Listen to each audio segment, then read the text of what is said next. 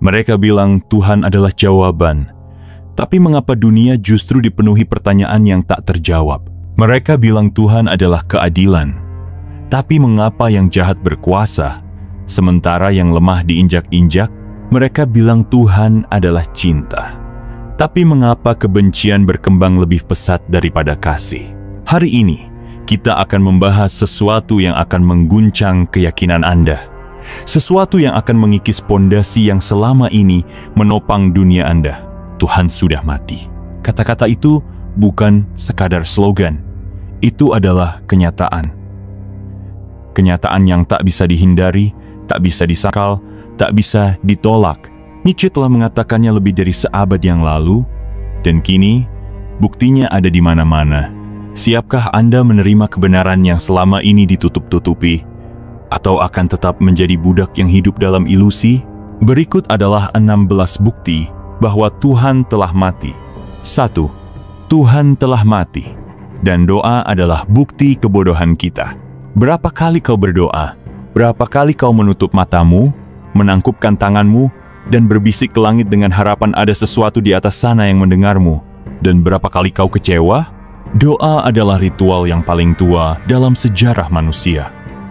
Sebuah kebiasaan yang diwariskan dari generasi ke generasi dikatakan sebagai jembatan antara manusia dan Tuhan.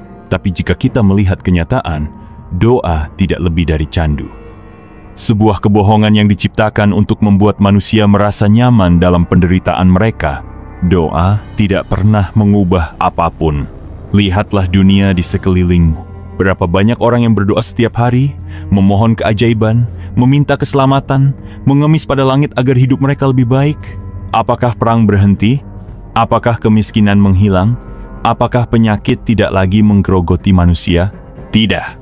Sejarah penuh dengan doa yang tidak pernah dijawab. Selama Perang Dunia, jutaan orang berdoa agar pembantaian berhenti, tetapi mereka tetap mati di parit-parit perang. Saat wabah penyakit melanda, orang-orang berdoa di gereja, di masjid, di kuil-kuil suci, tetapi penyakit tidak pernah peduli. Ia tetap membunuh tanpa pandang bulu. Ketika anak-anak kelaparan di jalanan, ibu mereka berdoa dengan air mata mengalir, tetapi makanan tidak jatuh dari langit. Jika Tuhan ada, di mana Dia saat semua ini terjadi? Jawaban yang paling logis adalah Dia tidak pernah ada. Doa adalah tanda kelemahan, bukan kekuatan. Orang-orang yang paling kuat dalam sejarah bukanlah mereka yang berdoa, tetapi mereka yang bertindak. Alexander Agung tidak menaklukkan dunia dengan doa. Napoleon tidak membangun kekaisarannya dengan doa. Nietzsche tidak menjadi salah satu filsuf terbesar dengan memohon pada langit. Mereka tidak menunggu jawaban dari Tuhan. Mereka menjadi jawaban atas dunia yang mereka inginkan. Tetapi orang-orang yang lemah, mereka berdoa. Mereka mengemis. Mereka berharap sesuatu yang tak terlihat akan turun dari langit dan menyelesaikan masalah mereka. Doa adalah pelarian, sebuah cara untuk menutupi kelemahan dan ketidakmampuan bertindak. Seorang pria yang kehilangan pekerjaannya akan berdoa daripada mencari solusi nyata. Seorang wanita yang diperlakukan tidak adil akan berdoa daripada melawan. Seorang budak akan berdoa agar tuannya lebih baik pada mengangkat senjata dan membebaskan dirinya sendiri. Inilah mengapa agama selalu mengajarkan kesabaran, penerimaan, dan pengharapan. Karena mereka ingin manusia tetap tunduk, tetap patuh, tetap menjadi budak dalam sistem yang mereka ciptakan. Doa tidak berarti apa-apa tanpa tindakan. Jika kau masih percaya bahwa doa memiliki kekuatan, coba lakukan eksperimen ini. Jangan bekerja, jangan makan, jangan berusaha, hanya berdoa. Tunggu dan lihat apakah Tuhan akan memberikanmu makanan. Tunggu dan lihat apakah Tuhan akan memberimu uang. Tunggu dan lihat apakah Tuhan akan menyelamatkanmu dari kematian. Jawabannya jelas, tidak akan terjadi apa-apa, karena dunia ini tidak diatur oleh doa. Dunia ini diatur oleh kehendak manusia. Mereka yang bertindak menang, mereka yang menunggu mati dalam ketidakberdayaan. Mengapa doa masih dipercaya? Jika doa tidak berguna, mengapa masih begitu banyak orang yang percaya padanya? Jawabannya sederhana. Karena mereka takut menghadapi kenyataan bahwa mereka sendirian. Mereka tidak ingin menerima fakta bahwa dunia ini tidak memiliki rencana ilahi. Mereka tidak ingin menerima bahwa tidak ada yang peduli pada penderitaan mereka. Mereka tidak ingin menerima bahwa tidak ada yang akan menyelamatkan mereka. Jadi mereka berdoa, bukan karena doa bekerja, tetapi karena doa membuat mereka merasa lebih baik. Seperti seorang anak kecil yang memeluk boneka ketika takut, manusia memeluk doa agar mereka merasa aman. Tapi kenyamanan itu adalah kebohongan, dan mereka yang terjebak di dalamnya akan selamanya menjadi budak ilusi. Jika Tuhan sudah mati, apa yang harus kita lakukan? Sekarang, jika engkau telah menerima bahwa Tuhan tidak pernah menjawab doa-doa kita, apa langkah berikutnya? Jawabannya sederhana, berhenti berdoa dan mulai bertindak. Jika engkau menginginkan sesuatu, kau harus mengambilnya dengan tanganmu sendiri. Jika engkau ingin dunia berubah, kau sendiri yang harus mengubahnya. Jika engkau ingin menang, kau harus bertarung. Mereka yang hanya berdoa akan tetap menjadi budak dalam sistem ini. Tetapi mereka yang sadar bahwa Tuhan telah mati akan menjadi tuan atas hidup mereka sendiri. Sebuah tantangan bagimu. Sekarang aku bertanya kepadamu, berapa banyak waktumu yang telah terbuang untuk berdoa? Berapa banyak harapan kosong yang telah kau gantungkan pada sesuatu yang tak ada? Apakah kau siap untuk meninggalkan ilusi dan menghadapi dunia sebagaimana adanya? Atau, apakah kau akan tetap berlutut, memohon pada ketiadaan? Tulis di kolom komentar. Aku ingin tahu pikiranmu. Tuhan telah mati. Kini, saatnya kita menjadi Tuhan bagi diri kita sendiri. 2. Moralitas bukan tentang kebaikan, tapi tentang perbudakan. Narasi gelap, menantang, dan provokatif. Dari kecil, kau diajarkan untuk menjadi orang baik. Kau disuruh berbagi, meskipun kau sendiri kekurangan. Kau diperintahkan untuk memaafkan, bahkan ketika seseorang menghancurkan hidupmu. Kau dipaksa untuk bersabar, walaupun dunia terus menginjak-injakmu. Tapi pernahkah kau bertanya, siapa yang menentukan bahwa itu baik? Dan lebih penting lagi, baik untuk siapa? Moralitas bukan tentang kebenaran, tapi tentang kendali. Dunia ingin kau percaya bahwa moralitas adalah pedoman universal, bahwa ada benar dan salah yang mutlak. Tapi lihatlah lebih dekat, moralitas tidak pernah tentang membantu manusia berkembang. Moralitas adalah alat kontrol. Kau diajarkan untuk tunduk, agar mereka yang berkuasa tetap di atas. Kau diajarkan untuk mengalah, agar mereka yang lebih kuat tidak perlu menghadapi perlawanan. Kau diajarkan untuk menerima penderitaan, agar mereka yang menikmati kenyamanan tidak terganggu. Mereka berkata, orang baik harus memberi tanpa mengharapkan balasan. Tapi jika itu benar, mengapa orang-orang terkaya di dunia tidak pernah memberi tanpa pamrih? Mengapa mereka yang berkuasa tidak pernah mengikuti moralitas yang mereka ajarkan padamu? Karena moralitas bukan tentang kebaikan. Moralitas adalah rantai. Moralitas budak versus moralitas tuan. Nietzsche menyebut ini sebagai perbedaan antara moralitas budak dan moralitas tuan. Moralitas budak adalah moralitas yang diciptakan oleh mereka yang lemah untuk memastikan bahwa yang kuat tidak pernah bisa melawan balik. Mereka yang lemah tidak bisa menang dengan kekuatan, jadi mereka menciptakan konsep kebaikan. Mereka yang lemah tidak bisa mendominasi, jadi mereka menciptakan konsep kerendahan hati. Mereka yang lemah tidak bisa membalas dendam, jadi mereka menciptakan konsep pengampunan. Mereka berkata, balas dendam itu salah, memiliki ambisi itu jahat, menginginkan kekuatan itu dosa. Kenapa? Karena jika mereka yang kuat percaya pada itu, mereka akan menjadi lemah. Dan mereka yang lemah bisa terus bertahan. Tapi, di sisi lain, ada moralitas tuan. Moralitas yang tidak didasarkan pada kelemahan, tetapi pada kehendak untuk berkuasa. Dalam moralitas tuan, kebaikan bukan tentang tunduk, tapi tentang menguasai. Orang yang kuat tidak meminta izin untuk menang. Mereka mengambil apa yang mereka inginkan. Orang yang kuat tidak memohon keadilan. Mereka menciptakan keadilan mereka sendiri. Orang yang kuat tidak menunggu dunia berubah. Mereka mengubah dunia dengan tangan mereka sendiri. Mengapa dunia ingin kau tetap menjadi budak moralitas? Karena mereka takut jika kau menyadari kebenaran ini.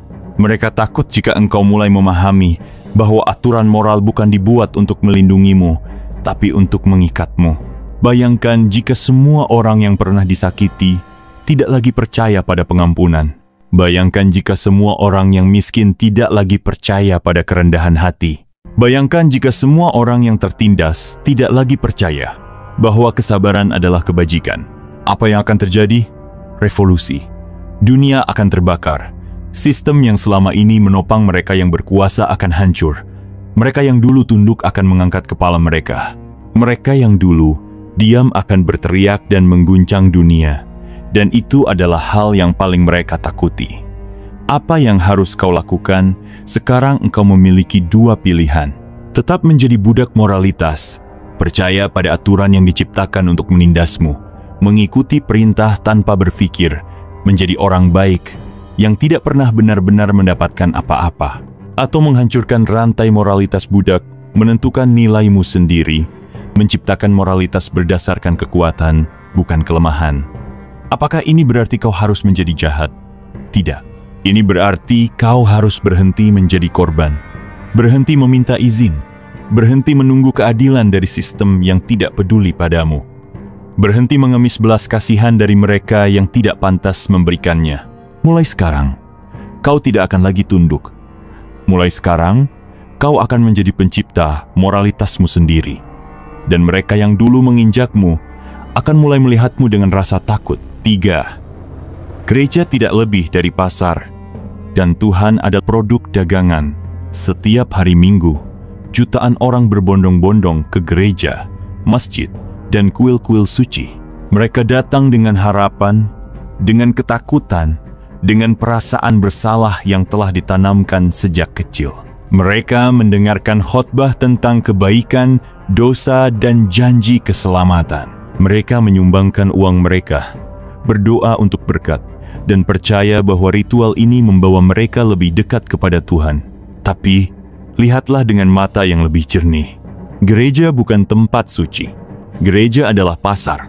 Dan Tuhan hanyalah produk yang dijual kepada mereka yang takut menghadapi kenyataan. Agama, bisnis paling menguntungkan sepanjang sejarah. Jika kau ingin tahu kebenaran tentang sesuatu, ikuti uangnya. Lihatlah bagaimana gereja dan institusi agama mengoperasikan sistem mereka. Lihatlah bagaimana mereka mengumpulkan uang dari jemaat mereka, menjual janji keselamatan, dan memperdagangkan rasa bersalah manusia. Setiap agama memiliki sistem transaksi yang sangat jelas. Kau memberi uang, dan mereka memberimu doa. Kau memberi kesetiaan, dan mereka memberimu harapan. Kau memberi kebebasan berpikir, dan mereka memberimu kepastian. Semua ini dilakukan dengan tujuan utama: mengendalikan dan mengeksploitasi mereka yang takut. Lihatlah betapa kayanya para pemimpin agama. Lihatlah betapa megahnya bangunan tempat ibadah mereka. Lihatlah betapa kuatnya pengaruh mereka di politik, ekonomi, dan kehidupan sosial. Jika Tuhan benar-benar ada, apakah Dia memerlukan uangmu? Jika keselamatan itu nyata, mengapa harus dibeli? Rasa bersalah, senjata utama pasar agama. Tidak ada bisnis yang bisa bertahan tanpa pelanggan yang loyal. Tapi, bagaimana cara memastikan pelanggan terus datang? Jawabannya, dengan menciptakan rasa bersalah. Agama mengajarkan sejak kecil bahwa manusia itu berdosa, bahwa kita lahir dalam keadaan najis, penuh kesalahan, dan membutuhkan pengampunan, bahwa kita harus terus-menerus mencari penebusan, mengikuti ritual, dan menyerahkan diri pada kehendak Tuhan. Mengapa? Karena tanpa rasa bersalah, agama kehilangan kekuatannya. Seorang manusia yang tidak merasa berdosa tidak akan mencari pengampunan. Seorang manusia yang merasa bebas tidak akan tunduk pada aturan agama. Seorang manusia yang berpikir sendiri tidak akan membutuhkan pendeta atau imam untuk mengatur hidupnya. Jadi mereka menciptakan dosa, Mereka menciptakan ketakutan. Mereka membuatmu merasa kecil agar mereka bisa menjadi penyelamatmu. Ini adalah strategi pemasaran yang paling tua dan paling efektif dalam sejarah manusia. Janji surga dan ancaman neraka. Manipulasi paling besar dalam sejarah. Setiap bisnis membutuhkan insentif. Sebuah perusahaan menjual produk dengan menawarkan manfaat, kesehatan, kecantikan, kenyamanan. Tapi agama? Agama menjual surga. Mereka berkata, "Ikuti kami, dan setelah kau mati, kau akan mendapatkan kebahagiaan kekal." Tapi ada satu masalah. Tidak ada bukti. Tidak ada yang pernah kembali dari surga untuk mengonfirmasi janji mereka. Tidak ada yang bisa memastikan bahwa kehidupan setelah mati benar-benar seperti yang mereka katakan. Tapi justru karena tidak ada bukti, agama bisa menjual harapan ini dengan bebas. Mereka menciptakan sebuah produk yang tidak bisa diuji, tidak bisa dibuktikan, tetapi bisa dijual kepada miliaran orang. Dan jika kau menolak membeli, mereka menjual neraka. Jika engkau tidak mengikuti aturan kami, kau akan menderita selamanya. Jika kau tidak percaya, kau akan dihukum di akhirat. Mereka menggunakan ketakutan sebagai senjata. Ketakutan akan penderitaan, ketakutan akan kesepian, ketakutan akan kematian. Mereka menjual solusi untuk masalah yang mereka sendiri ciptakan. Ini bukan ajaran suci. Ini adalah bisnis kotor. Mengapa manusia terus tertipu? Karena manusia membutuhkan kepastian. Dunia ini penuh dengan ketidakpastian. Kita tidak tahu apa yang akan terjadi besok. Kita tidak tahu kapan kita akan mati. Dan ketika seseorang menawarkan jawaban pasti, kita cenderung menerimanya tanpa berpikir. Agama memberikan ilusi bahwa ada seseorang yang mengatur segalanya, bahwa ada rencana ilahi, bahwa penderitaan kita memiliki makna, bahwa jika kita cukup taat, kita akan mendapatkan hadiah di kehidupan berikutnya. Tapi kenyataan lebih kejam dari itu. Dunia ini tidak peduli padamu. Dunia ini tidak memiliki tujuan besar yang telah ditentukan sebelumnya. Dan tidak ada entitas maha tinggi yang duduk di atas sana, mengawasi setiap langkahmu. Yang ada hanyalah manusia yang memanfaatkan ketakutan manusia lain untuk keuntungan mereka sendiri. Jika Tuhan adalah produk, haruskah kita membelinya? Sekarang kau tahu kebenarannya. Agama adalah bisnis, dan Tuhan adalah produk yang mereka jual. Pertanyaannya, apakah engkau masih ingin membelinya? Atau apakah kau akan melepaskan diri dari pasar ilusi ini dan mencari kebebasan yang sebenarnya? Pikirkan baik-baik. 4. Jika Tuhan itu ada, mengapa penderitaan tak pernah berhenti? Mereka berkata, Tuhan itu Maha Pengasih, Maha Penyayang. Mereka berkata, segala sesuatu terjadi karena rencananya. Mereka berkata, penderitaan ini hanyalah ujian. Suatu hari nanti kita akan mengerti maknanya. Tapi, berapa lama lagi kita harus menunggu? Berapa lama lagi dunia harus tenggelam dalam darah dan air mata sebelum Tuhan menunjukkan belas kasih-Nya? Berapa lama lagi kita harus percaya pada rencana yang hanya membawa kesakitan? Lihatlah sekelilingmu. Setiap hari ada anak yang mati kelaparan. Setiap hari ada wanita yang diperkosa dan dibunuh. Setiap hari ada keluarga yang kehilangan orang yang mereka cintai karena perang, penyakit, atau tragedi yang tak masuk akal. Dan Tuhan, Dia diam. Ketika penderitaan menjadi bukti ketidakhadiran Tuhan, mereka berkata, Tuhan punya alasan untuk membiarkan penderitaan ini terjadi. Mereka berkata, jangan mempertanyakan kehendak-Nya. Tapi jika Tuhan memang ada, jika Dia benar-benar maha kuasa dan maha baik, mengapa Dia tidak menghentikan penderitaan ini? Apakah Dia tidak peduli? Apakah Dia terlalu lemah untuk melawan kejahatan? Atau apakah Dia hanya ilusi yang diciptakan manusia untuk memberikan harapan palsu? Seorang anak kecil yang menangis di jalanan, kelaparan dan sendirian. Di mana Tuhan untuknya? Seorang wanita yang dipaksa melihat keluarganya dibantai di depan matanya. Di mana Tuhan saat itu? Seorang pria yang berteriak dalam kesakitan, berdoa agar penyakitnya sembuh, tetapi akhirnya mati dalam penderitaan. Di mana Tuhan dalam semua ini? Mereka akan berkata, Tuhan bekerja dengan cara yang misterius. Tapi apa artinya itu selain sebuah alasan kosong? Apa gunanya sebuah Tuhan yang hanya diam saat dunia terbakar? Dunia tanpa Tuhan. Jawaban yang lebih masuk akal. Bayangkan sebuah dunia tanpa Tuhan. Dalam dunia seperti itu, penderitaan bukanlah bagian dari rencana ilahi. Penderitaan hanyalah hasil dari realitas yang kejam dan tanpa belas kasihan. Bencana alam terjadi bukan karena Tuhan sedang menguji manusia, tapi karena hukum alam berjalan tanpa peduli pada kehidupan kita. Kejahatan bukanlah ujian moral, tapi konsekuensi dari kebebasan manusia untuk bertindak sesuai keinginannya. Dan yang paling penting, tidak ada tangan tak terlihat yang akan datang menyelamatkan kita. Kita sendirilah yang harus bertindak. Kita sendirilah yang harus menghentikan kejahatan. Kita sendirilah yang harus melawan penderitaan, bukan dengan doa, tapi dengan kekuatan dan tekad. Ironisnya, kepercayaan pada Tuhan justru membuat manusia lemah. Jika kau percaya bahwa Tuhan memiliki rencana, kau akan menerima penderitaan sebagai sesuatu yang harus terjadi. Jika kau percaya bahwa Tuhan akan membalas kejahatan di akhirat, kau tidak akan berusaha menegakkan keadilan di dunia ini. Jika kau percaya bahwa Tuhan akan menolongmu, kau tidak akan berusaha menolong dirimu sendiri. Kepercayaan pada Tuhan adalah candu. Itu membuat manusia tunduk, pasrah, dan bergantung pada sesuatu yang tidak pernah benar-benar menolong mereka. Penderitaan adalah bukti bahwa kita sendirian. Jika Tuhan memang ada, seharusnya dunia ini lebih adil. Jika Tuhan memang ada, seharusnya tidak ada anak-anak yang mati kelaparan sementara orang kaya membuang makanan mereka. Jika Tuhan memang ada, seharusnya tidak ada orang yang harus menangis dalam keputusasaan, bertanya-tanya mengapa hidup mereka begitu menyakitkan. Tapi dunia tidak seperti itu. Dunia ini kejam, dingin, dan acuh tak acuh. Bukan karena ada Tuhan yang sedang menguji kita, bukan karena ada dosa yang harus ditebus, tapi karena kita sendirilah yang harus berjuang dalam realitas yang tidak peduli pada kita. Penderitaan tidak memiliki makna ilahi. Penderitaan hanya memiliki makna yang kita berikan kepadanya.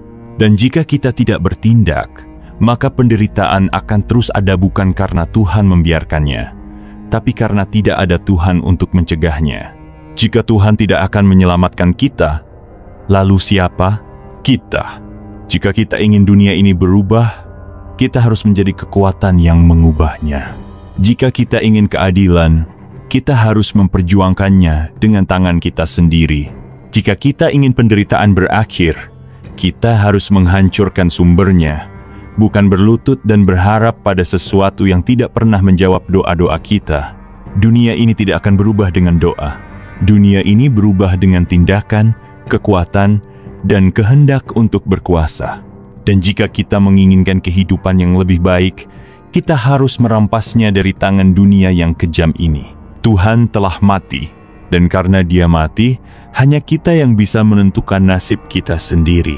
Tantangan untukmu. Sekarang aku bertanya kepadamu, apakah kau masih percaya bahwa Tuhan punya alasan untuk membiarkan penderitaan ini terjadi? Ataukah kau mulai menyadari bahwa kitalah yang harus menciptakan makna dan keadilan kita sendiri? Apakah engkau akan terus berdoa? Atau apakah kau akan mengambil kendali atas hidupmu dan berhenti mengandalkan sesuatu? 5. Moralitas budak membuat manusia lemah dan tidak berkembang. Sejak kecil, kita diajarkan untuk menjadi baik. Kita diajarkan untuk mengalah, menerima, memaafkan, dan tunduk. Kita diajarkan bahwa kerendahan hati adalah kebajikan, bahwa kesabaran adalah keutamaan, dan bahwa pengorbanan adalah tanda kebesaran jiwa. Mereka berkata, jangan membalas kejahatan dengan kejahatan. Mereka berkata, orang yang kuat adalah mereka yang bisa memaafkan. Mereka berkata, lebih baik kehilangan segalanya daripada menjadi jahat. Tapi lihatlah dunia ini. Apakah orang-orang baik benar-benar menang? Apakah mereka yang sabar dan pemaaf benar-benar mendapatkan kebahagiaan? Ataukah mereka justru diinjak-injak, dieksploitasi, dan ditertawakan oleh mereka yang lebih kuat? Kenyataannya, dunia ini tidak berpihak kepada mereka yang lemah. Dunia ini bukan tempat untuk mereka yang hanya tahu mengalah. Dunia ini adalah milik mereka yang berani merebutnya. Moralitas budak, rantai yang membelenggu manusia. Nietzsche menyebutnya moralitas budak sebuah sistem nilai yang diciptakan oleh mereka yang lemah untuk membuat mereka yang kuat merasa bersalah atas kekuatan mereka. Moralitas budak mengajarkan bahwa kelemahan adalah kebajikan. Jika engkau miskin, lemah, dan tertindas, itu berarti kau suci. Kekuatan adalah dosa. Jika kau berani melawan, menuntut hakmu, dan mengambil apa yang seharusnya menjadi milikmu, kau dianggap jahat. Balas dendam adalah salah. Kau harus menerima pengkhianatan, penderitaan, dan ketidakadilan dengan senyuman. Mengapa moralitas ini diciptakan? Karena mereka yang lemah tidak bisa menang secara fisik atau intelektual. Mereka tidak bisa merebut kekuasaan. Mereka tidak bisa melawan mereka yang lebih kuat. Jadi mereka menciptakan sistem yang mengutuk kekuatan dan memuliakan kelemahan. Mereka ingin memastikan bahwa mereka yang kuat tidak akan pernah menggunakan kekuatannya. Mereka ingin membuat singa merasa bersalah karena memangsa domba. Mereka ingin memastikan bahwa manusia unggul tidak pernah bangkit dan menuntut takdirnya. Dan sistem ini berhasil. Lihatlah bagaimana moralitas budak membuat manusia lemah. Lihatlah mereka yang mengikuti moralitas ini. Lihatlah mereka yang selalu mengalah, yang selalu memaafkan, yang selalu tunduk. Apakah mereka berkembang? Apakah mereka mendapatkan apa yang mereka inginkan? Ataukah mereka hanya menjadi mangsa bagi mereka yang lebih kuat? Lihatlah mereka yang terus memaafkan pengkhianatan. Apakah pengkhianat itu berhenti? Tidak, mereka justru semakin berani. Lihatlah mereka yang terus memberi tanpa meminta balasan. Apakah mereka dihormati? Tidak, mereka hanya dimanfaatkan dan dilupakan. Lihatlah mereka yang terus menunggu keadilan. Apakah keadilan datang? Tidak. Dunia ini tidak peduli pada mereka yang hanya tahu menunggu. Moralitas budak tidak membuat manusia lebih baik. Moralitas budak membuat manusia mudah dieksploitasi, mudah dikendalikan, dan mudah dihancurkan. Kebangkitan manusia unggul. Saatnya melepaskan rantai moralitas budak. Nietzsche tidak hanya mengkritik moralitas budak. Dia menawarkan alternatif yang lebih kuat moralitas tuan. Jika moralitas budak mengajarkan kepatuhan, maka moralitas tuan mengajarkan kehendak untuk berkuasa. Jika moralitas budak mengajarkan kelemahan, maka moralitas tuan mengajarkan keberanian untuk mengambil apa yang seharusnya menjadi milikmu. Moralitas tuan adalah moralitas mereka yang tidak takut menjadi kuat. Mereka yang tidak takut untuk berjuang, membalas dendam, dan menghancurkan siapapun yang menghalangi jalan mereka. Mereka yang tidak menunggu keadilan, tapi menciptakan keadilan dengan tangan mereka sendiri. Dunia ini bukan milik mereka yang berdoa. Dunia ini milik mereka yang membentuknya sesuai dengan kehendak mereka.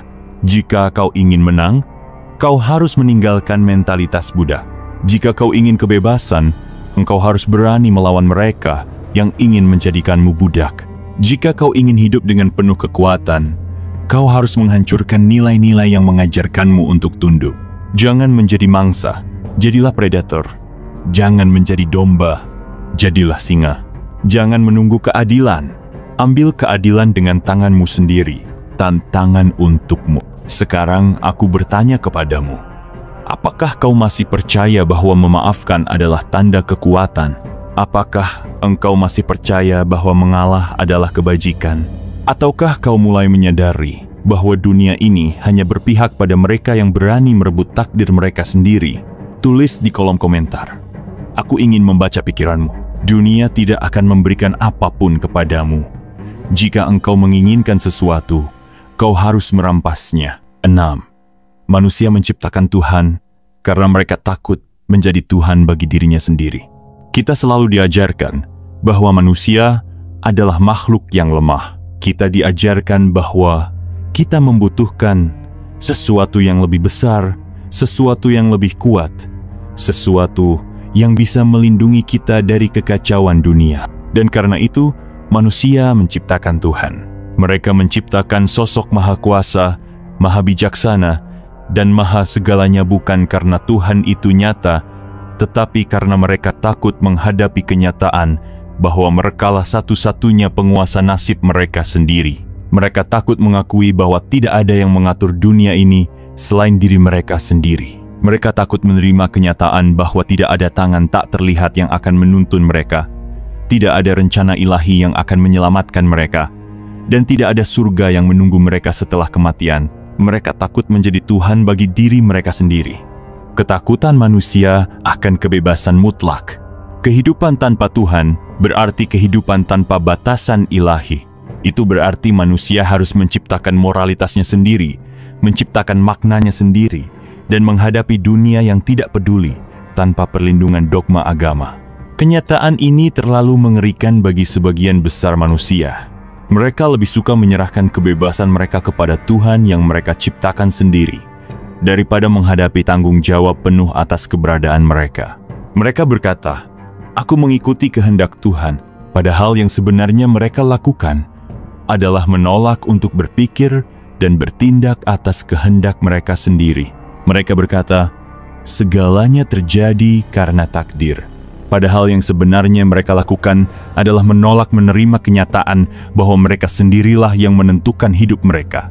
Mereka berkata, "Tuhan akan membimbingku." Padahal yang sebenarnya mereka lakukan adalah menolak untuk mengambil kendali atas hidup mereka sendiri. Ketika Nietzsche berkata, "Tuhan telah mati," dia tidak hanya mengatakan bahwa Tuhan tidak ada. Dia mengatakan bahwa manusia telah membunuh ilusi Tuhan. Tapi pertanyaannya adalah, apakah manusia siap untuk menjadi Tuhan bagi dirinya sendiri? Tanggung jawab menjadi Tuhan bagi diri sendiri. Menjadi Tuhan bagi diri sendiri berarti tidak ada yang akan menyelamatkanmu selain dirimu sendiri. Tidak ada aturan yang bisa engkau gunakan sebagai alasan untuk bertindak atau tidak bertindak. Tidak ada dosa, tidak ada pahala, tidak ada hukuman ilahi yang akan memberimu petunjuk. Kau sendirilah yang harus menentukan apa yang benar dan apa yang salah. Kau sendirilah yang harus menentukan kemana arah hidupmu. Itulah kebebasan mutlak. Dan itulah hal yang paling ditakuti oleh manusia. Manusia lebih suka diperintah. Manusia lebih suka dikendalikan. Manusia lebih suka hidup dengan aturan yang sudah ditentukan daripada menghadapi kekacauan keberadaan yang tidak memiliki makna selain yang mereka ciptakan sendiri. Mereka tidak berani berkata, "Akulah satu-satunya penguasa nasibku." Mereka lebih suka berkata, "Tuhan memiliki rencana untukku." Karena dengan begitu, mereka tidak perlu memikul tanggung jawab penuh atas hidup mereka. Menerima kenyataan, tidak ada Tuhan, hanya kau dan kekuatanmu. Jika engkau ingin bebas, benar-benar bebas, maka engkau harus membunuh Tuhan dalam dirimu. Kau harus berhenti mencari petunjuk di langit. Kau harus berhenti berharap pada sesuatu yang tidak pernah benar-benar ada. Kau harus menjadi penguasa hidupmu sendiri. Itu berarti menciptakan moralitasmu sendiri. Jangan mengikuti aturan yang diciptakan oleh mereka yang ingin menjadikanmu budak. Menentukan nasibmu sendiri. Jangan berharap ada kekuatan gaib yang akan membimbingmu. Menerima bahwa hanya engkau yang bertanggung jawab atas hidupmu. Tidak ada takdir, tidak ada kehendak ilahi, tidak ada alasan untuk menyalahkan siapapun selain dirimu sendiri. Itulah harga kebebasan sejati. Itulah harga menjadi Tuhan bagi dirimu sendiri. Tantangan untukmu. Sekarang aku bertanya kepadamu, apakah kau siap untuk membunuh Tuhan dalam dirimu? Apakah kau siap untuk menerima kenyataan bahwa hanya engkau yang bertanggung jawab atas hidupmu? Atau engkau akan terus bersembunyi di balik ilusi Tuhan yang telah diciptakan oleh mereka yang takut menjadi bebas? Tulis di kolom komentar. Aku ingin membaca pikiranmu. Dunia ini tidak memiliki makna. Jika engkau ingin makna, engkau harus menciptakannya sendiri. 7. Manusia yang paling kuat tidak butuh Tuhan. Mereka adalah Tuhan. Lihatlah sejarah. Lihatlah mereka yang benar-benar mengubah dunia. Lihatlah mereka yang namanya abadi, yang jejaknya tertulis dalam darah, api, dan kehendak yang tak tergoyahkan. Apakah mereka menunggu pertolongan dari langit? Apakah mereka berdoa agar keajaiban datang? Ataukah mereka mengambil nasib di tangan mereka sendiri dan memaksakan kehendak mereka atas dunia. Manusia yang paling kuat tidak pernah membutuhkan Tuhan, karena mereka adalah Tuhan. Tuhan adalah ilusi yang diciptakan oleh mereka yang lemah. Sejarah manusia adalah sejarah kehendak, bukan kehendak Tuhan, tetapi kehendak individu-individu yang cukup kuat untuk mengubah dunia sesuai dengan keinginan mereka sendiri. Mereka tidak meminta izin. Mereka tidak menunggu tanda dari langit. Mereka tidak tunduk kepada aturan yang dibuat oleh orang-orang yang takut pada kekuatan sejati. Mereka bertindak. Mereka merampas. Mereka menghancurkan dan membangun kembali dunia dengan tangan mereka sendiri. Jika Tuhan benar-benar ada, mengapa manusia seperti mereka tidak pernah membutuhkannya?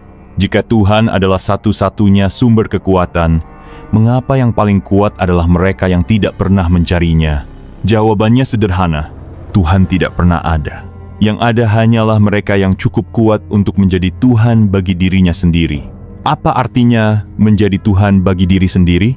Menjadi Tuhan bagi diri sendiri berarti menghancurkan segala bentuk ketergantungan. Ketergantungan pada agama. Kau tidak butuh peraturan moral yang dibuat oleh mereka yang ingin menjadikanmu lemah. Ketergantungan pada harapan. Kau tidak butuh berdoa. Kau menciptakan jawabannya sendiri. Ketergantungan pada orang lain. Kau tidak butuh pengakuan.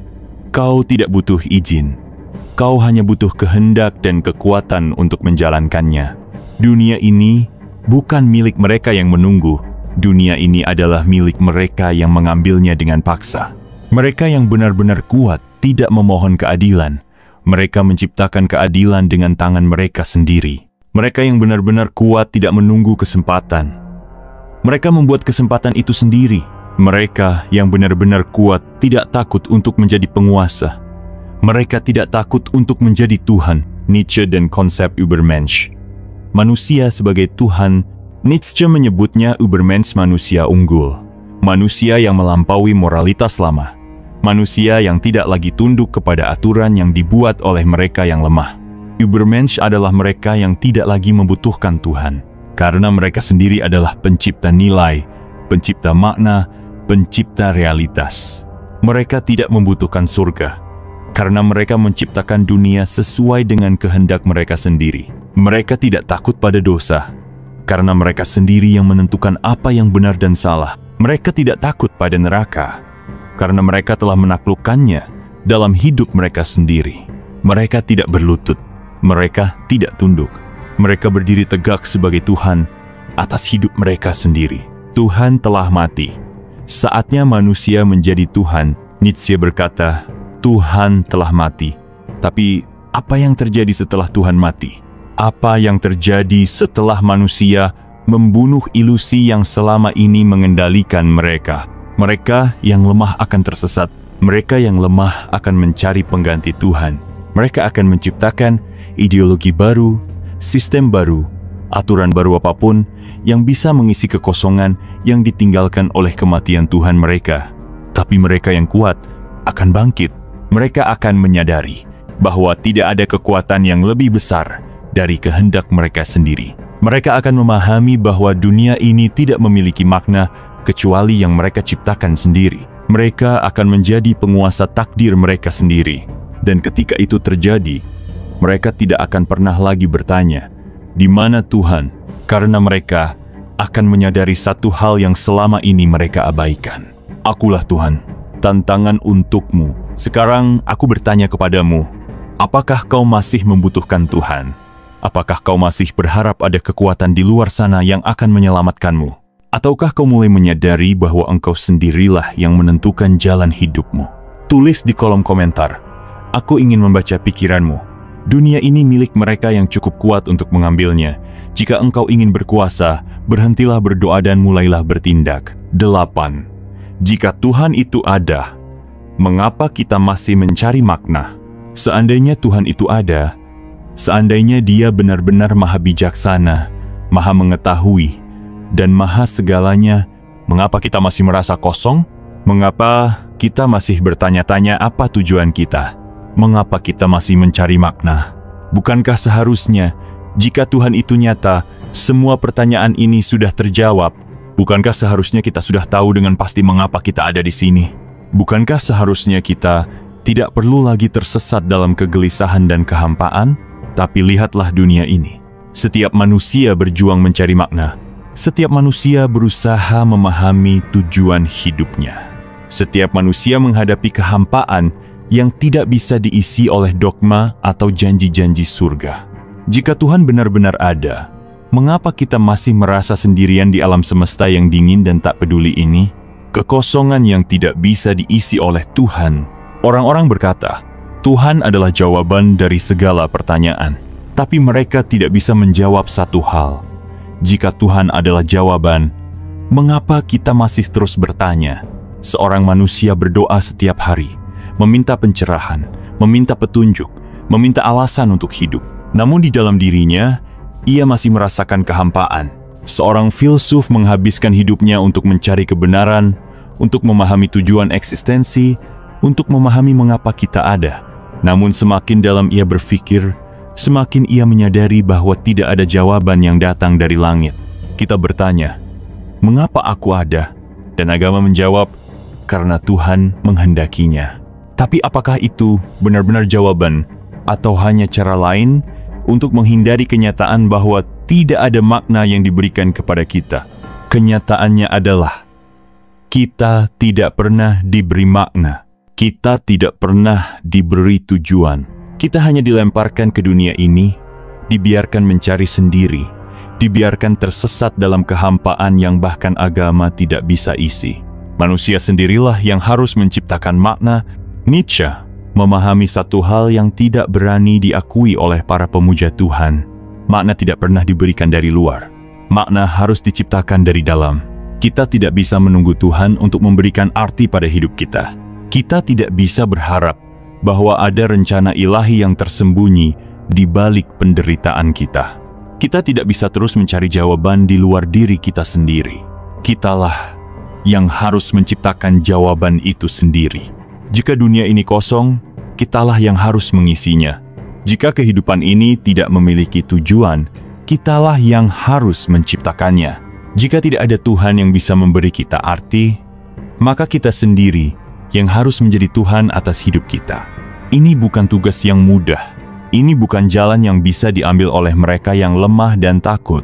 Ini adalah tugas bagi mereka yang cukup kuat untuk menerima kenyataan bahwa tidak ada makna selain yang mereka ciptakan sendiri. Dan disinilah kita benar-benar bebas. Kita tidak lagi terikat oleh dogma. Kita tidak lagi tunduk kepada aturan yang diciptakan oleh mereka yang takut pada kekosongan. Kita tidak lagi menunggu jawaban dari langit. Kitalah sang pencipta makna. Tuhan telah mati, dan sekarang saatnya kita menciptakan makna sendiri. Nietzsche berkata, Tuhan telah mati. Bukan hanya karena Tuhan tidak ada, tetapi karena manusia tidak lagi membutuhkannya untuk mencari makna. Tuhan telah mati, dan sekarang dunia ini kosong. Tuhan telah mati, dan sekarang semua aturan yang dulu membelenggu kita tidak lagi berlaku. Tuhan telah mati, dan sekarang kita bebas untuk menciptakan makna yang benar-benar milik kita sendiri.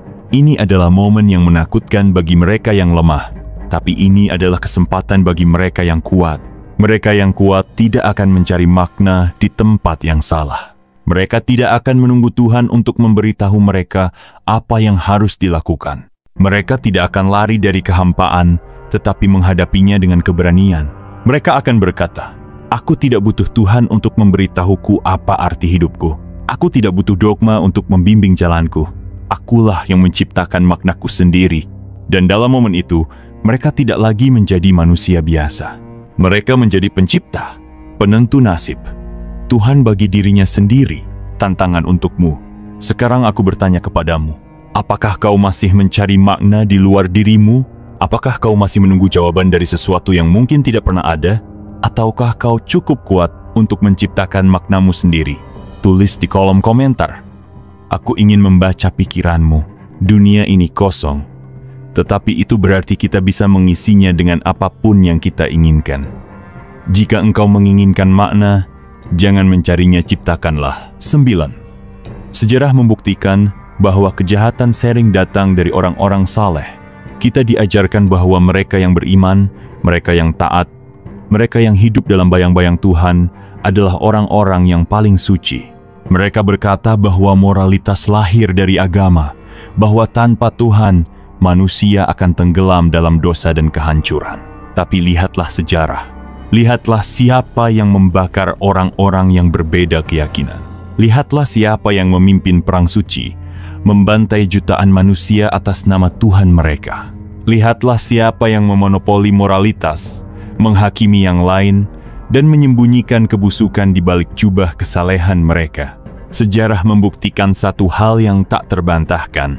Kejahatan terbesar seringkali dilakukan oleh mereka yang mengaku paling suci. Agama, moralitas, dan darah yang mengalir di sepanjang sejarah.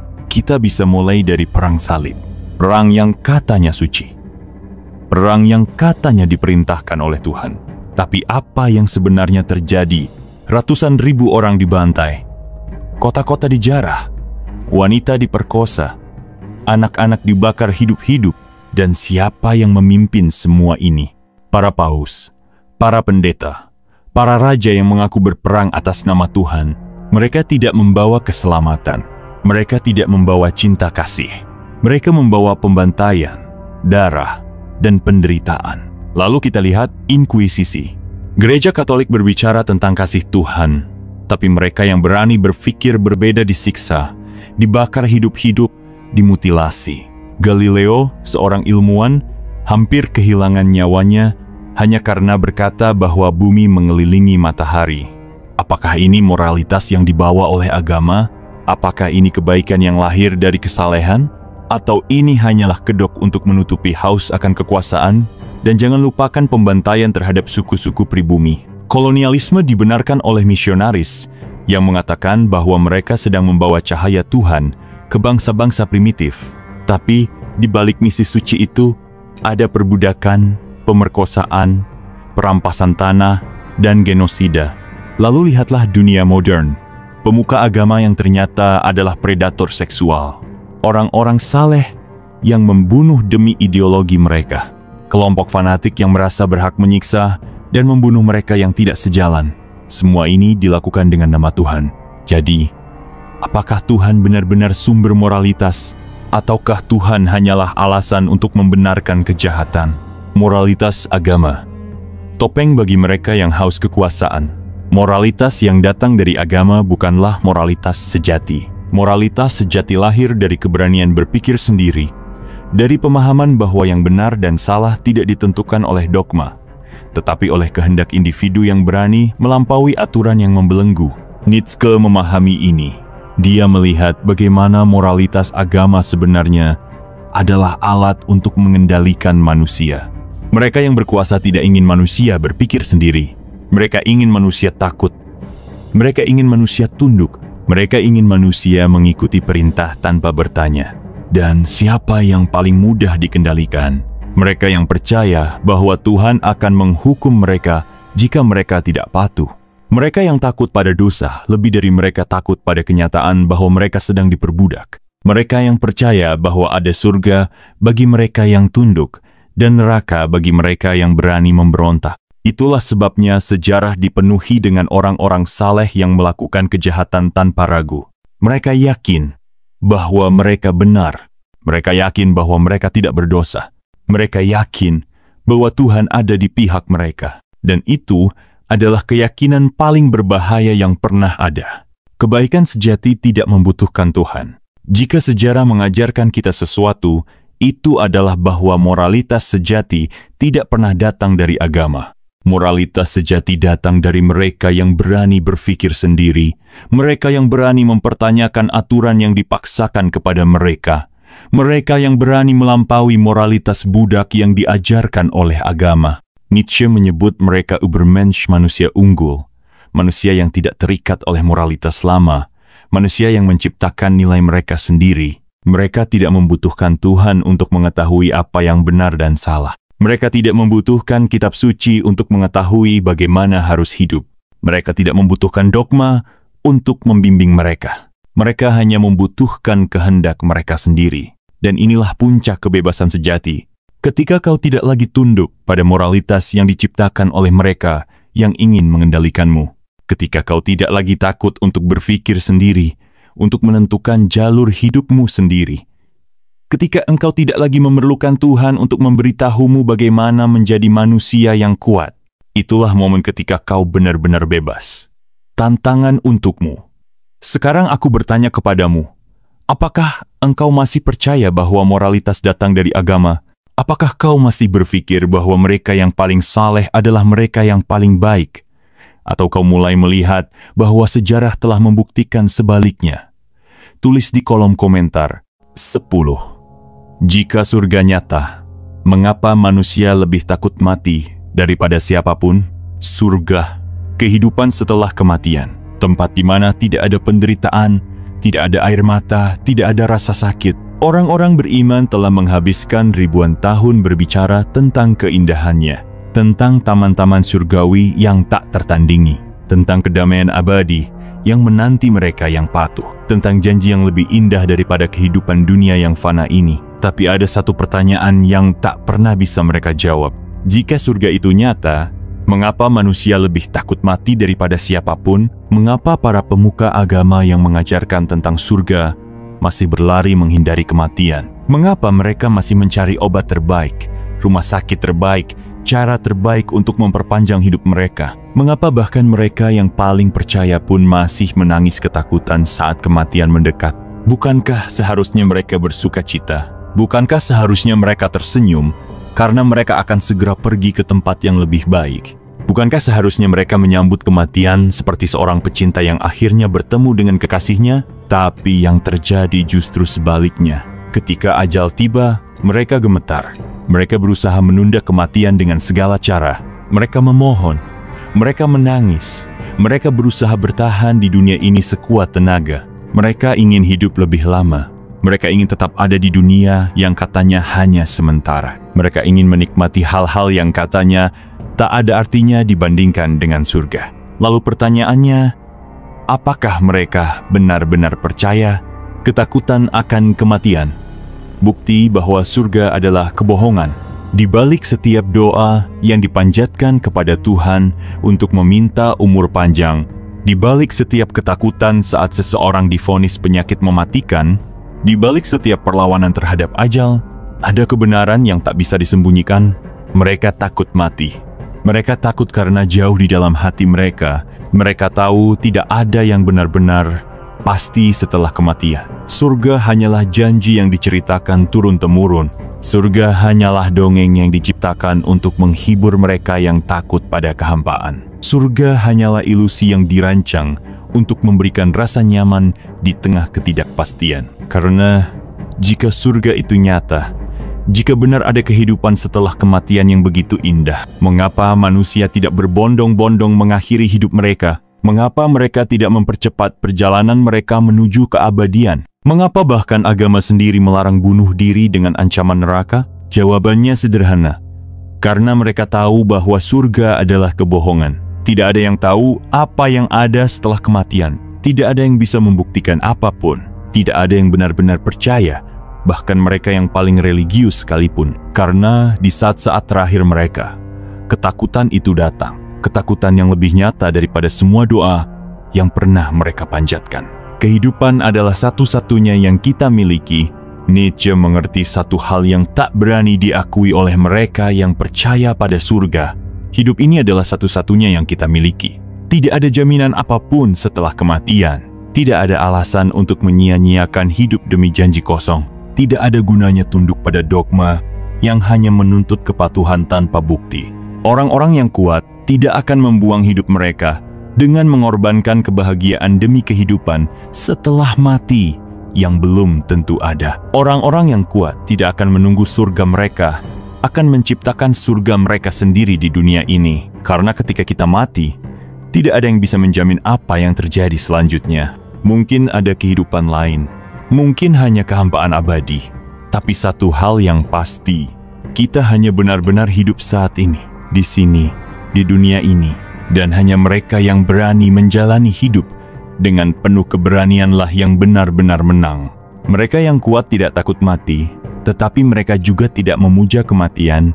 Nietzsche tidak mengajarkan kita untuk takut pada kematian, tapi dia juga tidak mengajarkan kita untuk berlari kepadanya tanpa alasan. Dia mengajarkan kita untuk menjalani hidup dengan seutuhnya, untuk tidak menunda kebahagiaan demi janji kosong, untuk tidak menyerahkan hidup kita kepada aturan yang dibuat oleh mereka yang takut berpikir sendiri.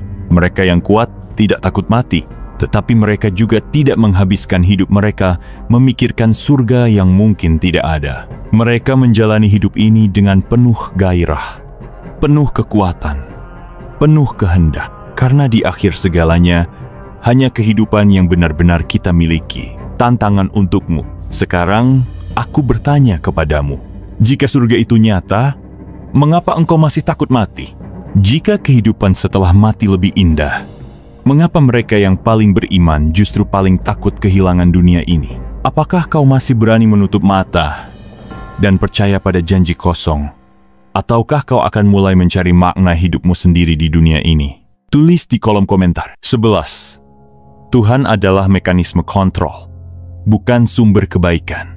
Sejak kita kecil, kita diajarkan bahwa Tuhan adalah sumber segala kebaikan, bahwa tanpa Tuhan manusia akan kehilangan arah, bahwa moralitas, keadilan, dan kebajikan semuanya berasal dari Tuhan. Tapi apakah itu benar? Ataukah Tuhan hanyalah sebuah mekanisme kontrol, sebuah alat yang diciptakan oleh mereka yang berkuasa, bukan untuk menyebarkan kebaikan, tetapi untuk mengendalikan manusia? Kita diperintahkan untuk taat, kita diajarkan untuk takut, kita dipaksa untuk tunduk pada aturan yang tidak boleh dipertanyakan, dan semuanya dilakukan atas nama Tuhan. Jika Tuhan benar-benar sumber kebaikan, mengapa sejarah penuh dengan kejahatan yang dilakukan atas namanya? Mengapa moralitas yang diklaim berasal dari Tuhan justru lebih sering menjadi alat untuk menindas dan mengekang? Mengapa aturan Tuhan selalu menguntungkan mereka yang berada di puncak kekuasaan? Jawabannya sederhana. Tuhan tidak pernah menjadi sumber kebaikan. Tuhan hanyalah alat untuk mengontrol mereka yang tidak berani berpikir sendiri. Tuhan, alat kekuasaan yang mengontrol manusia. Lihatlah sejarah. Setiap kerajaan besar yang pernah berdiri di dunia ini menggunakan Tuhan sebagai alat untuk mengendalikan rakyatnya. Kaisar Romawi mengklaim diri mereka sebagai utusan dewa agar rakyat tetap tunduk.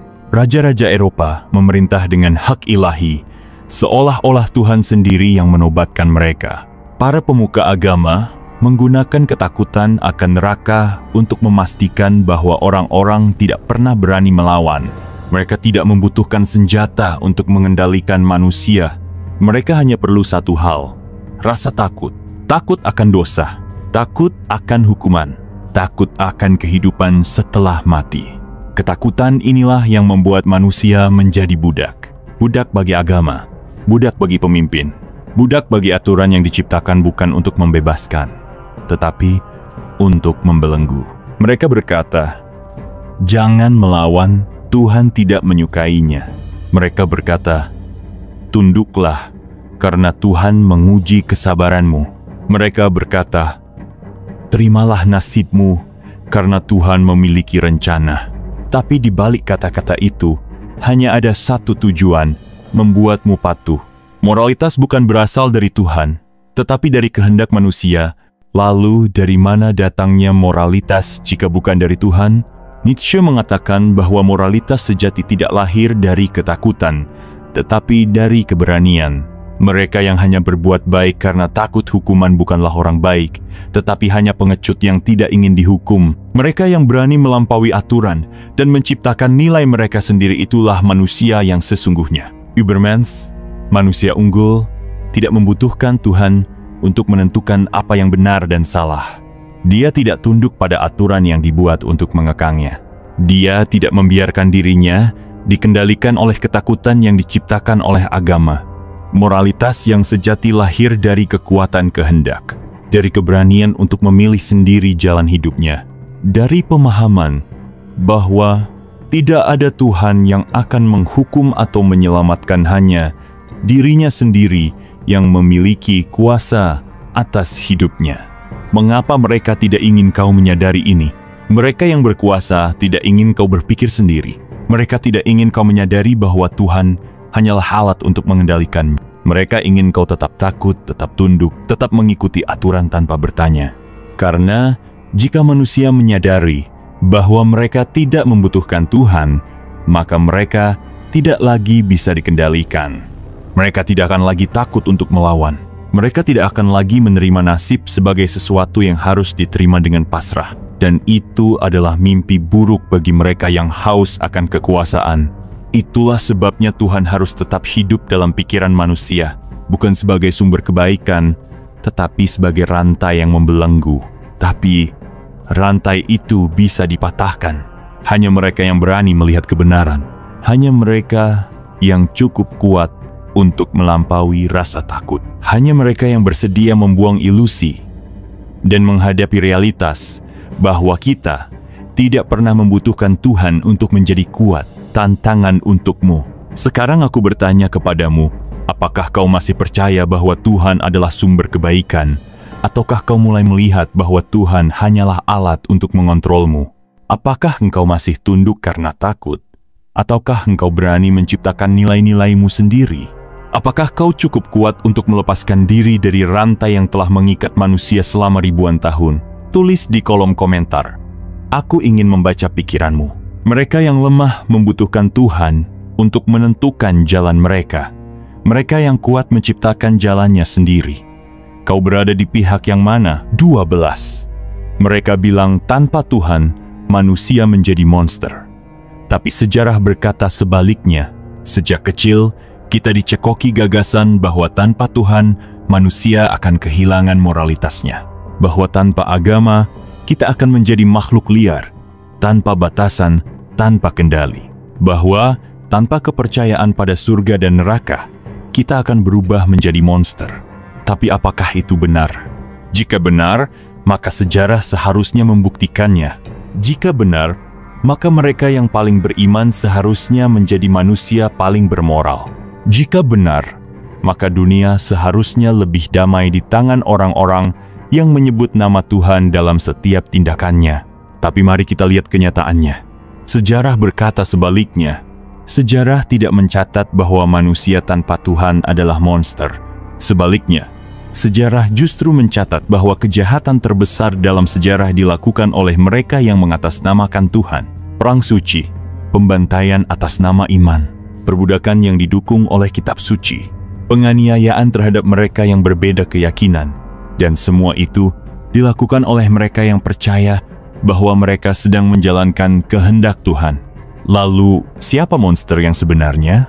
Tuhan, alasan yang sempurna untuk membunuh tanpa rasa bersalah. Sejarah penuh dengan darah yang ditumpahkan atas nama Tuhan. Dari perang salib hingga inkuisisi Spanyol. Dari jihad yang membantai ribuan orang hingga pembakaran penyihir di abad pertengahan. Dari genosida yang didukung oleh ajaran agama hingga pembunuhan brutal terhadap kaum yang dianggap sesat. Apa kesamaan dari semua ini? Mereka semua percaya bahwa mereka melakukan kehendak Tuhan. Ketika seseorang yakin bahwa Tuhan ada di pihaknya, ia tidak lagi merasa bersalah atas kejahatannya.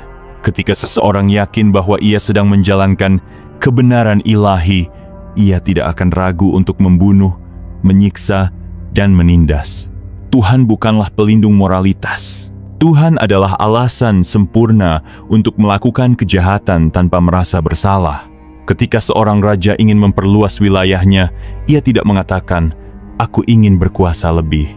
Ia mengatakan, "Tuhan menghendaki ini." Ketika seorang imam ingin membakar wanita yang dianggap sesat, ia tidak mengatakan, "Aku takut pada perempuan yang berpikir." Ia mengatakan, "Aku sedang menegakkan kehendak Tuhan." Ketika sebuah kelompok ingin menghapus peradaban lain, mereka tidak mengatakan, "Kami ingin mendominasi." Mereka mengatakan, "Kami sedang menjalankan perang suci." Sejarah sudah membuktikan bahwa mereka yang paling beriman justru sering menjadi monster yang sebenarnya. Mereka yang tidak percaya justru tidak terjebak dalam fanatisme buta. Nietzsche berkata, "Manusia yang bebas adalah manusia yang menciptakan moralnya sendiri. Tanpa Tuhan, kita tidak memiliki alasan untuk membunuh demi surga. Tanpa Tuhan, kita tidak bisa lagi menggunakan kehendak ilahi sebagai pembenaran atas kekejaman kita." Tanpa Tuhan, kita dipaksa untuk mengambil tanggung jawab penuh atas tindakan kita sendiri. Orang yang tidak percaya pada Tuhan tidak bisa menyalahkan Tuhan atas kejahatan yang mereka lakukan. Mereka tidak bisa berkata, "Aku hanya menjalankan perintah Tuhan." Mereka tidak bisa berlindung di balik dalih. Ini adalah bagian dari rencana Tuhan. Mereka yang tidak percaya harus menghadapi fakta bahwa setiap tindakan mereka adalah hasil dari pilihan mereka sendiri, bahwa moralitas bukanlah sesuatu yang diberikan oleh Tuhan, tetapi sesuatu yang kita ciptakan sendiri, bahwa kita tidak membutuhkan kitab suci untuk mengetahui bahwa membunuh, menyiksa, dan menindas adalah salah. Siapa yang sebenarnya menjadi monster? Jika tanpa Tuhan manusia menjadi monster, lalu mengapa sejarah penuh dengan darah yang ditumpahkan atas nama Tuhan? Jika Tuhan adalah sumber moralitas, lalu mengapa orang-orang yang paling religius justru sering menjadi pelaku kejahatan yang mengerikan?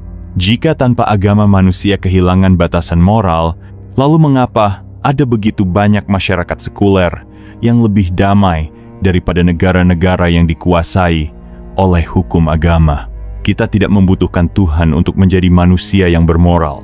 Kita hanya perlu keberanian untuk berpikir sendiri. Karena pada akhirnya, monster yang sebenarnya bukanlah mereka yang tidak percaya. Monster yang sebenarnya adalah mereka yang menggunakan Tuhan sebagai alasan untuk melakukan kejahatan dan tidak pernah merasa bersalah karena mereka yakin bahwa mereka sedang menjalankan kehendak ilahi. Mereka bilang tanpa Tuhan, manusia menjadi monster. Tapi sejarah berkata sebaliknya. Tanpa Tuhan, manusia akhirnya bertanggung jawab atas dirinya sendiri. Tantangan untukmu. Sekarang aku bertanya kepadamu, apakah kau masih percaya bahwa Tuhan adalah satu-satunya sumber moralitas? Apakah kau masih yakin bahwa manusia tanpa Tuhan akan kehilangan batasan? Ataukah kau mulai menyadari bahwa justru Tuhan sering dijadikan alasan untuk melakukan kejahatan tanpa rasa bersalah? Tulis di kolom komentar. 13. Kasihilah musuhmu adalah ajaran untuk memperbudak dirimu sendiri. Sejak kecil, kita diajarkan untuk mengampuni, untuk menahan dendam, untuk menerima luka tanpa membalas, untuk mencintai mereka yang telah menghancurkan kita. Kasihilah musuhmu. Kata-kata ini terdengar begitu luhur, begitu suci, begitu penuh kebajikan. Tapi coba pikirkan siapa yang paling diuntungkan jika kau mengikuti ajaran ini. Apakah itu menguntungkanmu? Apakah itu memberimu kekuatan? Ataukah itu hanya membuatmu menjadi budak yang lebih patuh? Jika engkau mencintai musuhmu, maka engkau tidak akan melawan. Jika engkau mengampuni mereka, maka mereka akan terus menyakitimu tanpa konsekuensi. Jika kau menerima penderitaan dengan lapang dada, maka engkau akan tetap berada di bawah. Dan mereka-mereka yang telah menyakitimu, mengkhianatimu, menghancurkan hidupmu, akan tetap berdiri di atasmu. Bukankah itu yang diinginkan oleh mereka yang berkuasa? Agar kau tetap lemah, agar kau tetap tunduk, agar kau tidak pernah berani melawan. Moralitas budak. Ajaran yang diciptakan untuk menekan yang lemah. Nietzsche menyebut ini sebagai moralitas budak. Sebuah sistem nilai yang diciptakan bukan untuk membebaskan, tetapi untuk membelenggu. Dulu, di dunia yang dikuasai oleh kekuatan, yang lemah tidak memiliki pilihan selain menerima penderitaan mereka. Mereka tidak cukup kuat untuk melawan. Mereka tidak memiliki kuasa untuk membalas. Jadi, mereka menciptakan kebohongan terbesar dalam sejarah manusia, bahwa kelemahan adalah kebajikan, bahwa penderitaan akan membawa pahala, bahwa mengampuni lebih mulia daripada membalas.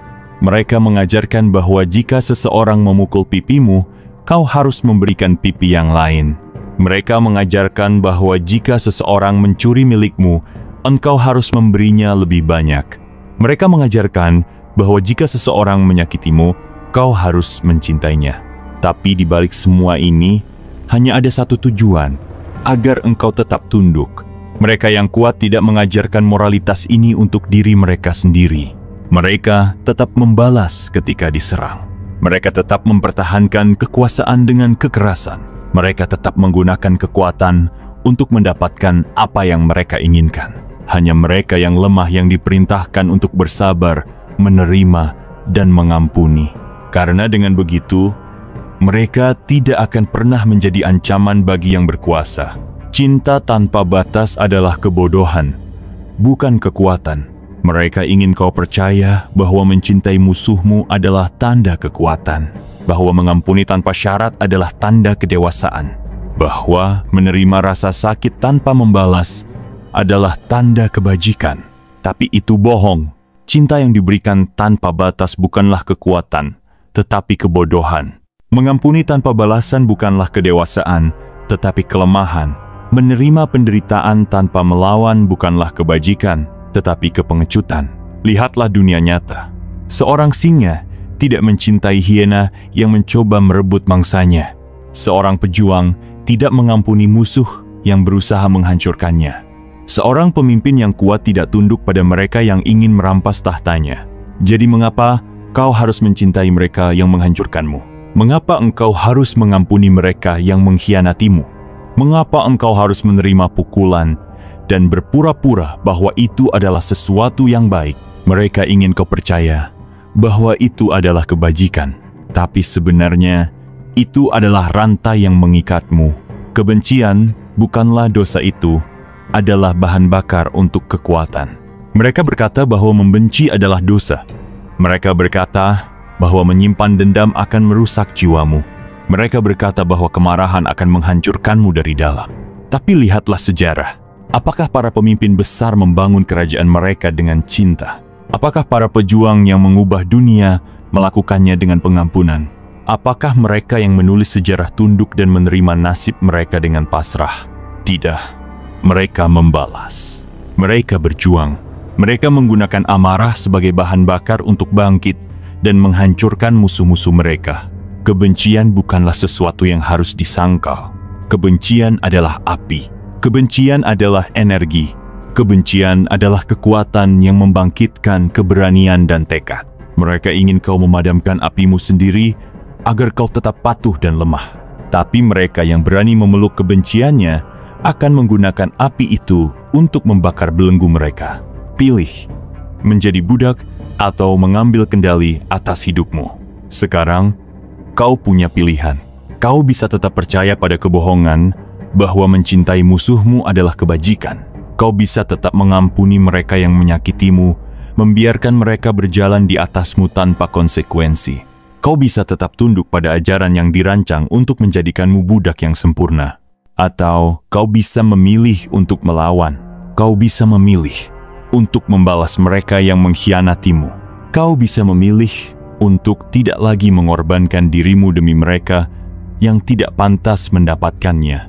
Kau bisa memilih untuk membakar ilusi kelemahan dan membangun kekuatan sejati dari dalam dirimu. 14. Tuhan yang mereka sembah tidak lebih dari refleksi ketakutan mereka. Seberapa sering kita melihat manusia berdoa dengan air mata di matanya? Seberapa sering kita melihat mereka berlutut, memohon, merendahkan diri mereka di hadapan sesuatu yang tidak pernah mereka lihat, tidak pernah mereka sentuh, tidak pernah mereka dengar. Mengapa mereka melakukan ini? Mereka akan berkata, karena kami percaya. Tapi kebenarannya lebih dalam dari itu. Mereka tidak berdoa karena keyakinan. Mereka berdoa karena takut. Takut akan hidup. Takut akan kematian. Takut akan ketidakpastian. Dan Tuhan yang mereka sembah bukanlah entitas ilahi yang nyata. Bukanlah sosok yang ada di luar diri mereka. Tuhan mereka hanyalah refleksi dari ketakutan mereka sendiri. Mengapa Tuhan itu ada? Dunia ini keras, penuh dengan penderitaan, kekacauan, dan ketidakpastian. Manusia selalu mencari cara untuk menjelaskan sesuatu yang tidak bisa mereka pahami. Ketika badai menghancurkan rumah mereka, mereka berkata, Tuhan sedang marah. Ketika mereka sakit, mereka berkata, ini adalah ujian dari Tuhan. Ketika mereka kehilangan segalanya, mereka berkata, Tuhan punya rencana. Mengapa? Karena mereka takut menghadapi kenyataan bahwa hidup ini tidak memiliki kendali, bahwa semesta tidak peduli pada mereka, bahwa bencana, penyakit, dan penderitaan tidak memiliki alasan yang lebih dalam selain sebab akibat alami. Jadi mereka menciptakan Tuhan, bukan karena Tuhan benar-benar ada, tetapi karena mereka tidak bisa menerima bahwa mereka hanyalah makhluk kecil di alam semesta yang acak. Mereka menciptakan Tuhan agar ada seseorang yang bisa mereka salahkan, agar mereka bisa berpikir bahwa penderitaan mereka memiliki makna, bukan hanya hasil dari kekacauan dunia yang tidak mengenal keadilan. Tuhan tidak lebih dari ilusi yang mereka gunakan untuk menutupi ketakutan mereka. Tuhan, refleksi dari kelemahan manusia. Lihatlah sifat-sifat Tuhan yang mereka sembah. Dia Maha Pengasih, itu karena mereka takut sendirian. Dia Maha Kuat, itu karena mereka sendiri lemah. Dia Maha Mengetahui, itu karena mereka tidak tahan dengan ketidakpastian. Dia memberikan keadilan, itu karena mereka takut bahwa dunia ini tidak adil. Tuhan adalah refleksi dari semua yang mereka inginkan, tetapi tidak mereka miliki. Tuhan adalah bayangan ketidakberdayaan manusia. Manusia yang lemah tidak bisa menerima bahwa hidup ini tanpa makna. Jadi mereka menciptakan Tuhan untuk memberi diri mereka rasa aman. Tetapi manusia yang kuat tidak membutuhkan Tuhan. Mereka tidak butuh ilusi untuk menenangkan ketakutan mereka. Mereka tidak butuh sosok imajiner untuk memberi mereka harapan palsu. Manusia yang kuat menciptakan makna mereka sendiri. Mereka tidak menyembah Tuhan. Mereka menyembah ketakutan mereka sendiri. Ketika seseorang berdoa, apa yang sebenarnya mereka lakukan? Mereka sedang mengakui bahwa mereka tidak berdaya. Bahwa mereka takut menghadapi hidup sendirian. Bahwa mereka membutuhkan sosok imajiner untuk menenangkan mereka. Mereka berkata, "Ya Tuhan, tolonglah aku." Tapi yang sebenarnya mereka katakan adalah, "Aku tidak bisa menghadapi hidup ini tanpa ilusi." Ketika mereka berkata, "Tuhan akan melindungiku," yang sebenarnya mereka katakan adalah, "Aku terlalu takut untuk melindungi diriku sendiri." Ketika mereka berkata, "Tuhan pasti memiliki rencana," yang sebenarnya mereka katakan adalah, "Aku tidak tahan menerima kenyataan bahwa hidup ini tidak memiliki kendali." Mereka pikir mereka menyembah Tuhan. Tapi kenyataannya, mereka sedang menyembah ketakutan mereka sendiri. Ketakutan akan kematian, ketakutan akan penderitaan, ketakutan akan hidup yang tanpa makna. Tuhan mereka hanyalah refleksi dari semua hal yang mereka takuti. Manusia yang kuat tidak butuh Tuhan. Seorang manusia yang kuat tidak berdoa, dia bertindak. Dia tidak meminta perlindungan dari Tuhan, dia melindungi dirinya sendiri. Dia tidak mencari makna di luar dirinya, dia menciptakan maknanya sendiri. Dia tidak berlutut di hadapan sesuatu yang tidak nyata. Dia tidak merendahkan dirinya demi ilusi yang diciptakan oleh rasa takut. Manusia yang kuat menerima kenyataan bahwa hidup ini tanpa kendali, tanpa keadilan, tanpa rencana ilahi. Dan dia menggunakan fakta itu sebagai kekuatannya. Dia tidak butuh Tuhan untuk memberinya harapan. Dia tidak butuh Tuhan untuk memberinya moralitas. Dia tidak butuh Tuhan untuk menenangkannya dari ketakutan. Karena dia tidak takut. Tantangan untukmu. Sekarang aku bertanya kepadamu, apakah kau menyembah Tuhan? Ataukah kau hanya menyembah ketakutanmu sendiri? Apakah kau percaya pada Tuhan? Ataukah kau hanya tidak bisa menerima kenyataan bahwa hidup ini tidak memiliki kendali? Apakah kau masih membutuhkan ilusi untuk menenangkan hatimu? Ataukah kau cukup kuat untuk menghadapi dunia ini tanpa bersembunyi di balik dogma? Tulis di kolom komentar. Aku ingin membaca pikiranmu. Mereka yang lemah butuh Tuhan untuk menenangkan ketakutan mereka. Mereka yang kuat menghadapi dunia tanpa ilusi. 15. Jika Tuhan itu ada, mengapa ia membiarkan manusia membantai atas namanya? Sejarah manusia adalah sejarah darah. Perang, pembantaian, dan genosida telah menjadi bagian dari peradaban sejak awal waktu. Namun, di antara semua alasan yang pernah digunakan manusia untuk membunuh satu sama lain, tidak ada yang lebih sering dipakai, lebih efektif, dan lebih berbahaya daripada nama Tuhan. Mereka membakar kota dan berkata, "Ini adalah kehendak Tuhan." Mereka mengeksekusi orang-orang yang berbeda keyakinan dan berkata, "Tuhan menginginkannya." Mereka memperbudak, menindas, dan menghancurkan Dan semua itu dilakukan di bawah bendera keagamaan dengan kitab suci di tangan mereka. Jika Tuhan itu ada, jika Dia benar-benar maha baik, jika Dia benar-benar maha kuasa, mengapa Ia membiarkan semua ini terjadi? Mengapa sejarah penuh dengan pembantaian yang dilakukan atas namanya? Apakah ini bukti bahwa Tuhan benar-benar ada, atau justru bukti bahwa Tuhan hanyalah alat yang diciptakan manusia untuk membenarkan kekejaman mereka sendiri? Tuhan sebagai alat kekuasaan. Seorang penguasa yang ingin berperang membutuhkan alasan. Seorang pemimpin yang ingin membantai lawannya membutuhkan legitimasi. Seorang tiran yang ingin menghapus musuhnya membutuhkan pembenaran. Apa cara paling efektif untuk mendapatkan dukungan? Menyebut namanya. Bukan namanya sendiri, bukan ideologinya sendiri, bukan karena ambisinya sendiri, tapi nama Tuhan. Karena jika seseorang berkata, "Aku ingin membunuh mereka karena aku membenci mereka," maka ia hanya akan dilihat sebagai seorang penjahat. Tapi jika seseorang berkata, "Tuhan ingin mereka mati," maka ia akan dipuja sebagai seorang nabi. Orang-orang yang lemah butuh pembenaran untuk kebrutalan mereka. Mereka butuh legitimasi agar kekerasan mereka terlihat suci.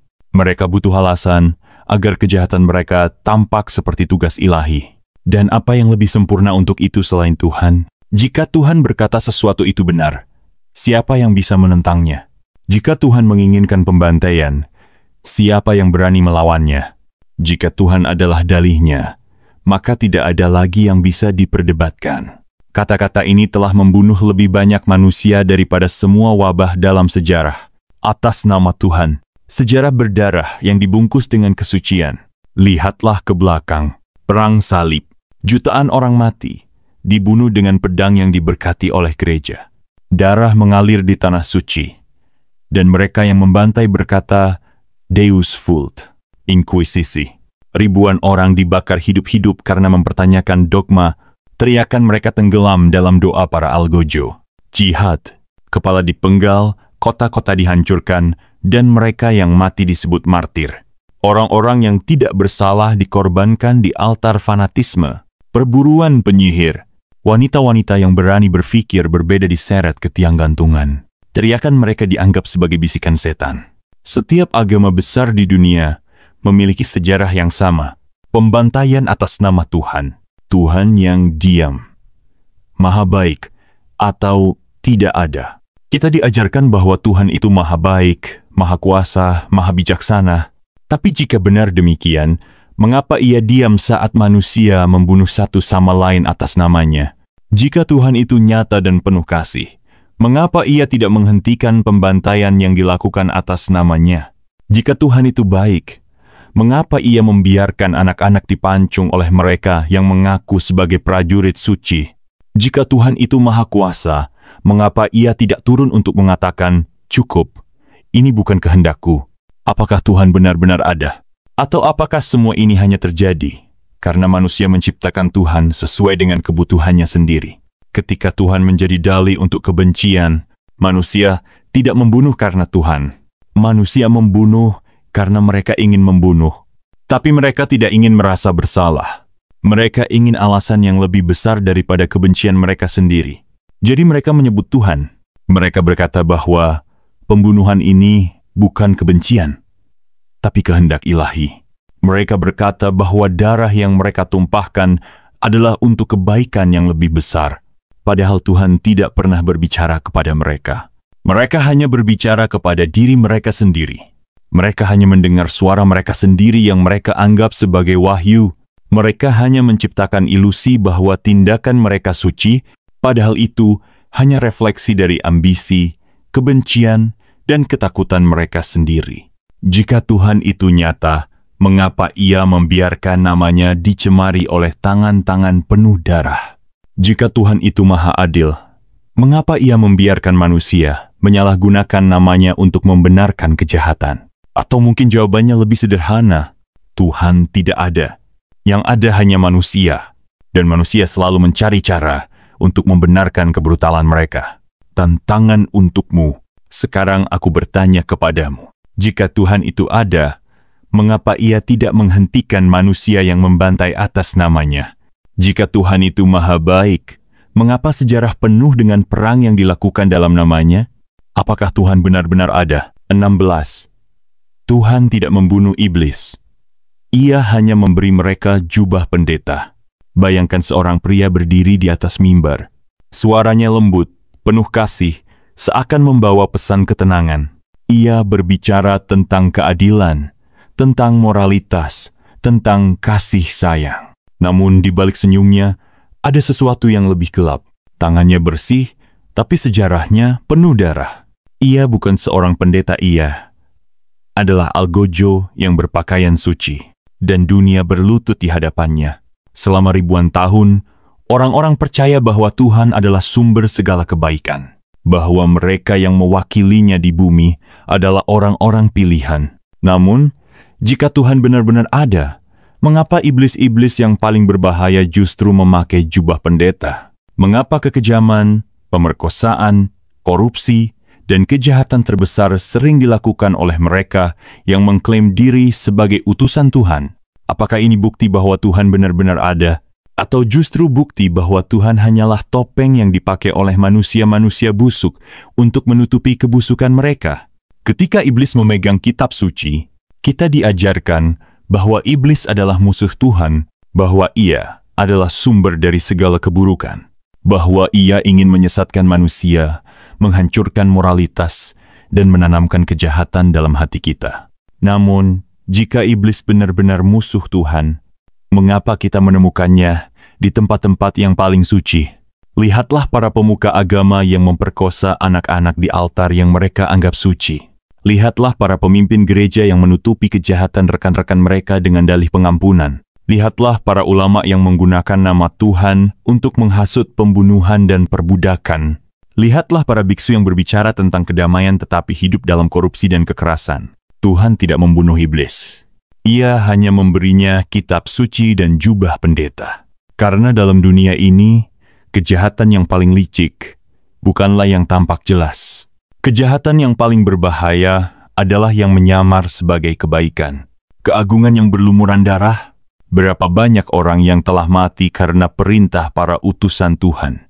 Berapa banyak yang telah disiksa, dihukum, dihancurkan oleh mereka yang mengenakan simbol keagamaan. Orang-orang yang berteriak tentang moralitas adalah mereka yang paling tidak bermoral.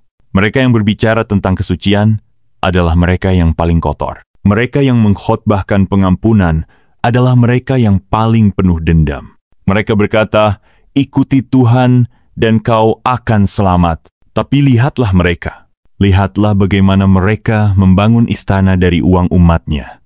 Lihatlah bagaimana mereka menyebarkan kebencian atas nama iman. Lihatlah bagaimana mereka merampok, membunuh, dan menghancurkan dengan dalih kesucian. Iblis tidak perlu membakar dunia. Ia hanya perlu menyusup ke dalam sistem yang manusia anggap suci. Ia hanya perlu memakai pakaian pendeta dan duduk di atas mimbar. Dan dengan satu khotbah, ia bisa membuat manusia melakukan hal-hal yang bahkan ia sendiri tidak pernah bayangkan. Mereka tidak mewakili Tuhan, mereka mewakili ketakutanmu. Mengapa orang masih percaya pada mereka? Mengapa setelah semua kebusukan yang terungkap, mereka masih dihormati, diikuti, disembah? Karena manusia takut menghadapi hidup tanpa pegangan. Takut mengakui bahwa mereka telah tertipu selama ini. Takut menerima kenyataan bahwa mereka telah menyerahkan hidup mereka kepada penipu berkedok suci. Jadi mereka memilih kebohongan. Mereka memilih untuk percaya bahwa mereka yang berdiri di altar benar-benar mewakili kebaikan. Mereka memilih untuk menutup mata terhadap korupsi dan kejahatan yang ada di balik dinding-dinding rumah ibadah mereka. Mereka memilih untuk percaya bahwa iblis tidak ada di sana. Padahal, jika mereka membuka mata, mereka akan melihat bahwa iblis bukan hanya ada di sana, ia yang mengendalikan semuanya. Jika Tuhan itu ada, mengapa ia membiarkan ini terjadi? Kita diajarkan bahwa Tuhan adalah hakim yang adil, bahwa ia akan menghukum yang jahat dan membalas yang baik. Tapi jika itu benar, mengapa dunia tetap dikuasai oleh mereka yang paling licik? Mengapa pendeta yang memperkosa anak-anak tetap dihormati? Mengapa pemuka agama yang merampok rakyatnya tetap dimuliakan? Mengapa mereka yang menyebarkan kebencian atas nama Tuhan masih memiliki pengikut? Jika Tuhan itu ada, mengapa Ia membiarkan iblis memakai jubah pendeta? Atau mungkin jawabannya lebih sederhana. Tuhan tidak pernah ada. Yang ada hanyalah manusia, dan manusia telah menggunakan Tuhan sebagai kedok untuk menutupi kejahatan mereka. Tantangan untukmu. Sekarang aku bertanya kepadamu, apakah kau masih percaya bahwa mereka yang berbicara atas nama Tuhan benar-benar suci? Apakah engkau masih bisa menutup mata terhadap kebusukan yang terjadi di balik dinding-dinding keagamaan? Apakah kau cukup berani untuk melihat kenyataan bahwa iblis tidak pernah mati, ia hanya memakai jubah yang berbeda? Tulis di kolom komentar. Aku ingin membaca pikiranmu. Manusia yang lemah berlutut di hadapan pendeta tanpa mempertanyakan,